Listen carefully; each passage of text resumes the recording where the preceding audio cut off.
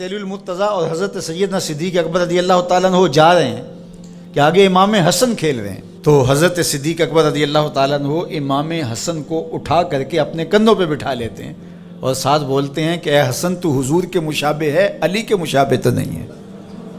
اور حضرت علی المرتضیٰ رضی اللہ تعالیٰ عنہ تبسم کرتے چلے جا رہے ہیں، مسکراتے چلے جا رہے ہیں۔ ان کی تو محبت اور پیار کی کہانیاں تھیں۔ تو کہ نہ شناسی خفی راز جلی ہوشیار باش، اے گرفتار ابو بکر و علی ہوشیار باش۔ اقبال نے کہا تو خفی اور جلی کو نہیں جانتا، جو باریک جال بچھائے گئے ہیں سازشوں کے تو ان سے آگاہ نہیں ہے۔ ابو بکر و علی کو آپس میں مقابل کھڑے کرنے والے سوچ یہ اسلام کے خلاف گہری سازش ہے۔ مجھے بتاؤ کہ اگر حضرت سیدنا صدیق اکبر اور دیگر اصحاب کو جو حضور کی تربیت کا جوہر تھے ان کو غلط ثابت کر دیا جائے تو پھر یہ کس پہ حرف آتا ہے؟ حضور کی تربیت پہ حرف نہیں آئے گا۔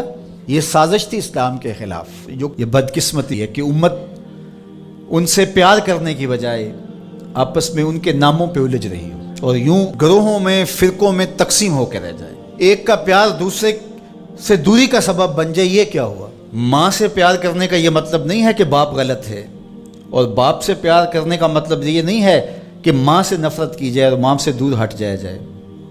ان کے اپنے اپنے فرائض ہیں، اپنے اپنے منصب ہیں۔ بھائیوں سے پیار کرنے کا مطلب یہ نہیں ہے کہ بہنوں کا انکار کر دیا جائے، بہنوں سے پیار کرنے کا مطلب نہیں ہے کہ بھائیوں کی محبت کا انکار کر دیا جائے۔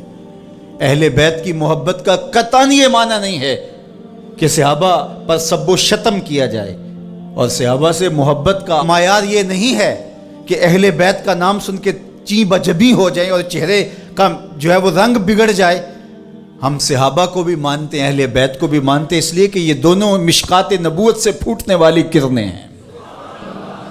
یہ حضور علیہ السلام کے فیضان کا عکس ہیں، اور صحابہ میں اور اہل بیت میں آپس میں منافات نہیں تھی۔ تو یہ تو رحماء بینہم کا عملی ثبوت تھے، عملی روپ تھے، لیکن ہم ان کے اندر منافات کھڑی کر دی اور ان کو دو الگ خانوں میں بانٹ دیا۔ اللہ اکبر۔ کسی نے کہا کہ اہل بیت اور صحابہ ہماری آنکھیں ہیں، تو معترض نے کہا دائیں کون سی ہے اور بائیں کون سی ہے؟ اس نے کہا آنکھیں دائیں بائیں نہیں ہوتی، آنکھیں ایک ہی ہوتی ہیں۔ تو ان کی محبت ہمارا ایمان ہے، کیونکہ محبتوں کا مرکز ذات رسالت مآب صلی اللہ علیہ وسلم۔ پھر وہاں سے جس کو بھی حضور سے تعلق ہوگا وہ محبت اس سے پیدا ہو جائے گی۔ یار محبوب تو محبوب رہا، اللہ نے ان گھوڑوں کی قسمیں کی ہیں جو محبوب کے غلاموں سے جڑ گئے۔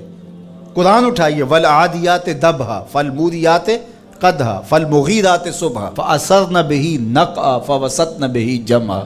محبوب تیری ہی نہیں، تیرے غلاموں کی نہیں، تیرے غلاموں کے گھوڑوں کے پاؤں سے لگی ہوئی کھریوں کے ٹکرانے سے، پتھروں سے جو شرارے نکلتے ہیں، میں خدا ان شراروں کی بھی قسم کرتا۔